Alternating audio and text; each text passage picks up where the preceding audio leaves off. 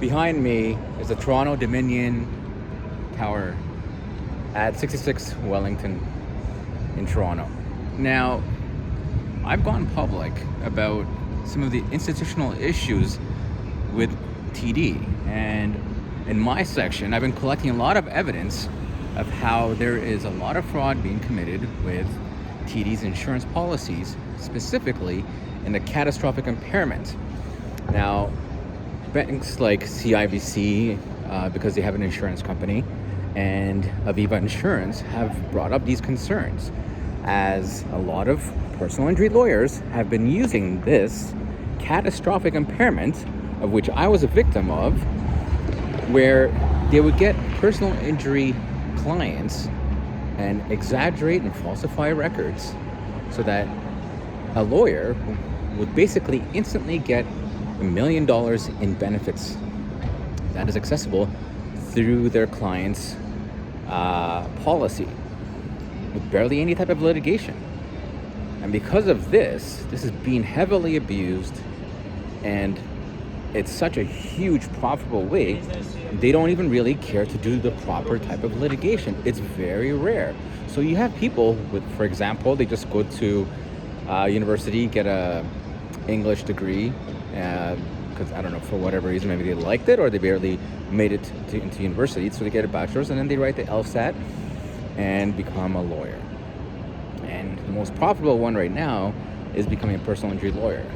And an institution like these, especially TD, in my situation where I actually notified TD for years, even reaching out to the CEO on the Canadian side, CEO on the US side, notifying them of these frauds being committed and of the document evidence, hidden video and audio that I had. They didn't care.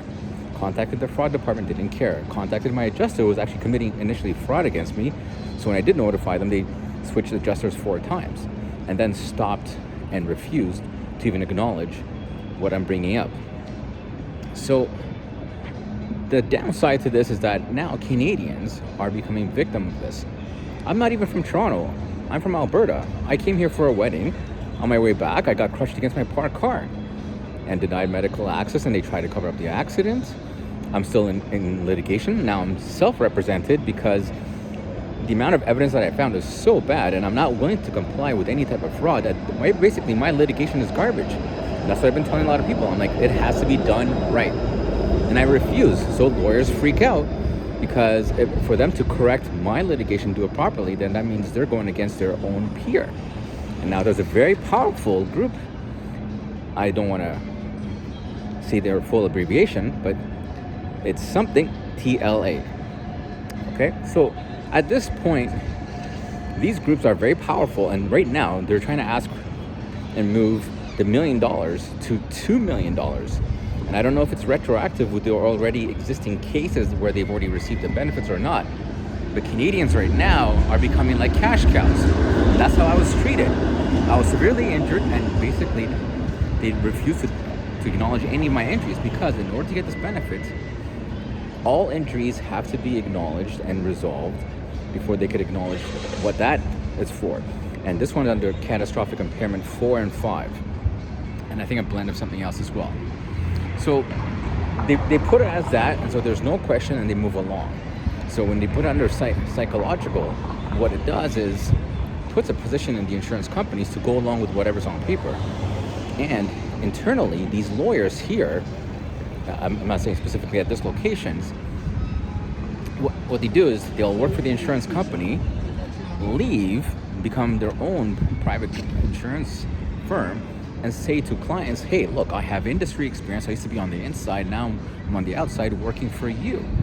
And so they say this to clients, and people will go to them thinking, well, these guys have the inside and that they know how to move around the system very well and get them to the winning side.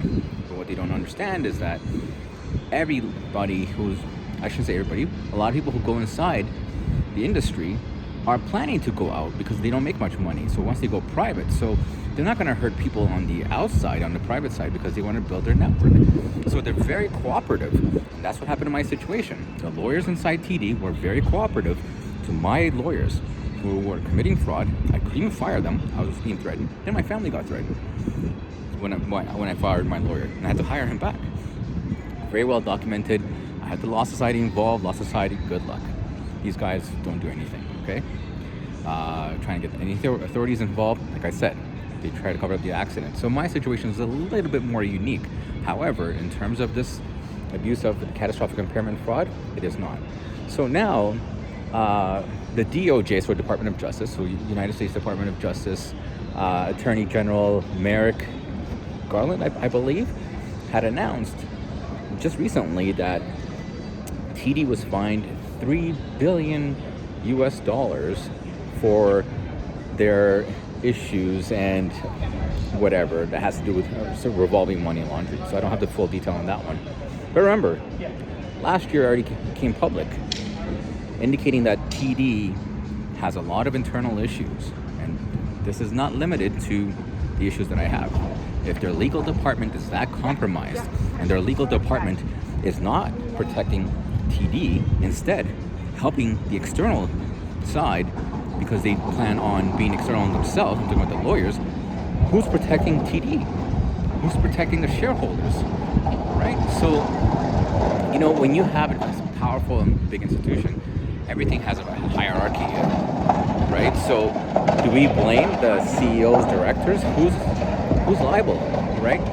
So let's keep an eye on TD and see what else comes up. I could guarantee you this bank that grew very fast since the late 80s, early 90s, grew very rapidly compared to other banks,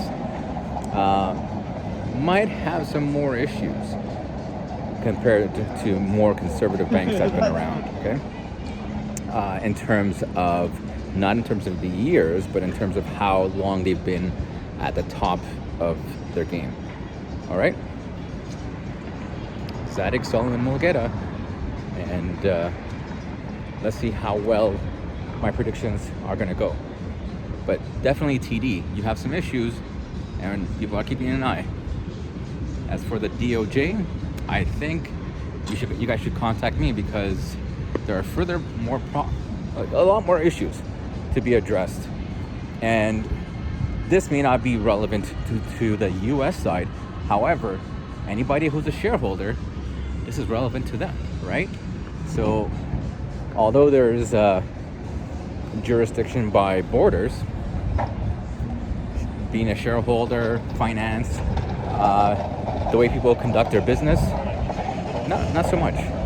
Borders don't really matter that much because those behaviors tend to be institutional behaviors.